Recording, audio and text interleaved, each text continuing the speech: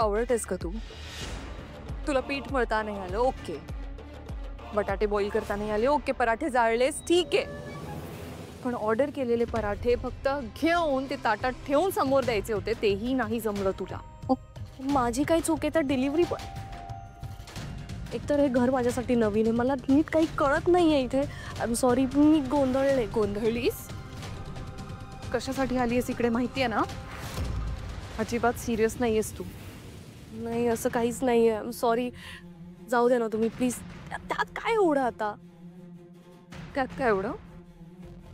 हे बघ, तुला पडली नसेल पण मला पडली. मला कोणत्याही किमतीत ती मुलगी या घरात नको आहे, अजिबात नको आहे. पण आता मला माझीच लाज वाटते अगं. ज्या मुलीसोबत मी सारंगचं लग्न करण्याचं कॉन्ट्रॅक्ट केलेलं, ती अस्मी स्मार्ट असेल असं मला वाटलेलं, पण तू तर मूर्ख निघालीस.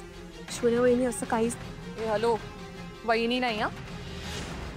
कॉन्ट्रॅक्ट झाले आपल्यात. Be professional. नाती जन्माला घालू नकोस.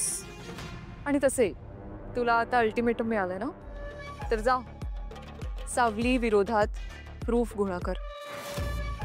पण आउट.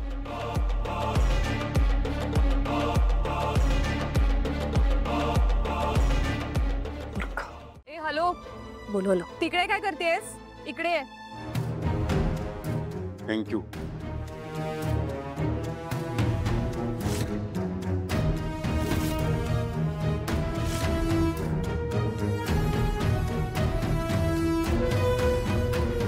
मला एका ठिकाणी जायचं आहे आणि कॅब्स मिळत नाहीये. तू ड्रॉप करशील? बस.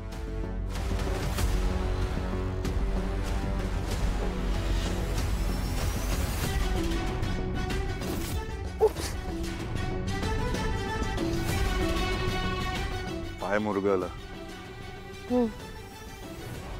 बस.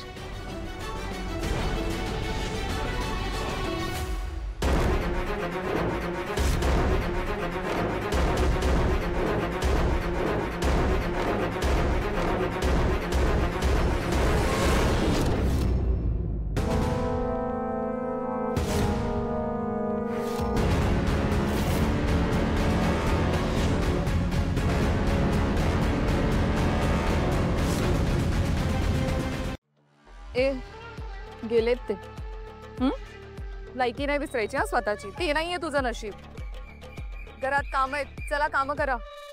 पाडवा येऊ द्या. माझी रूम आणि घरातल्या सगळ्या रूम्स चकाचक क्लीन करायच्या. परत सांगायला लावायचं नाही. चला.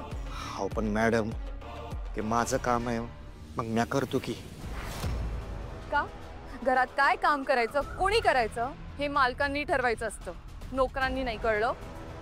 आणि आता अस्मी परत आलीये म्हटल्यानंतर ही घरात करते काय हाच प्रश्न आहे. पण ठीक आहे, निकाल लागेपर्यंत घर साफसफाई करा. चला या आता. इडियट्स.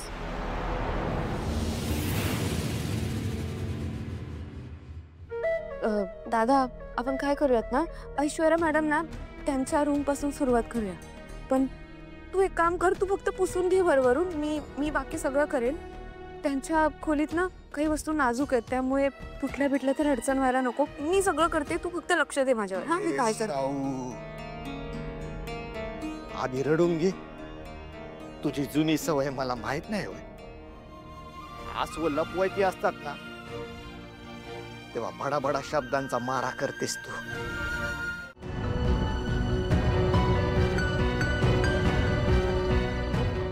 गाणी लावू का?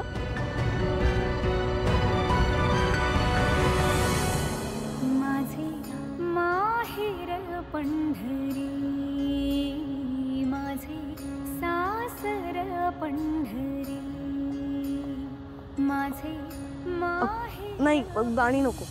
आपण ना त्यापेक्षा ना गप्पा मारूया. सारंग, एकदा बघणार आहे माझ्याकडे. ऐकतोय मी अस्मी. अबोला सहन होत नाहीये मला तुझा. बोलतोय मी तुझ्याशी. पण मनापासून नाही बोलत आहेस.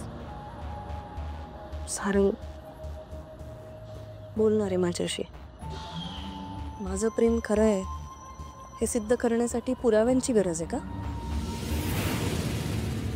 तुझं खरं प्रेम, मी तुझ्यावर खरं प्रेम केलं होतं अस्मी. जीवापाड प्रेम केलं होतं.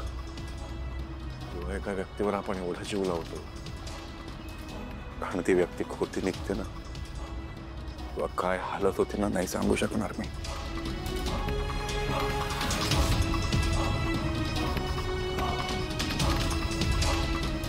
माझी परिस्थिती समजू शकशील का तू?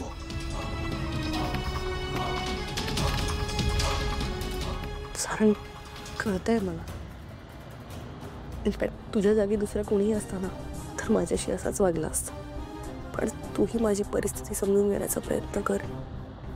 मी लहानपणापासून खूप हलाखीचे दिवस काढले आहेत. त्यामुळे थोडे पैसे कमवून मी जरा सुख मिळवेन ह्या मोहात पडले. पण तो मोह मला इतका महागात पडेल, माझ्या जीवावर बेतेल असं वाटलं नव्हतं मला.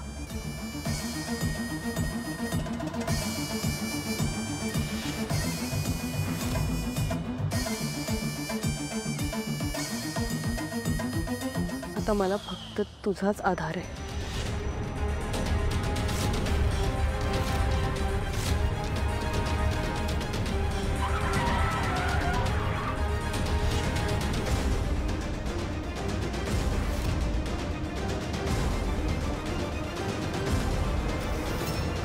सीट बेल्ट लाव अस्मी.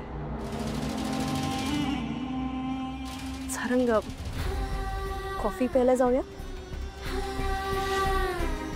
अजून किती दिवस आणि किती वेळ त्या मुलीसोबत केलेल्या लग्नाचं कर्तव्य निभावतोस ना तू सारंग? ते बघतेच मी.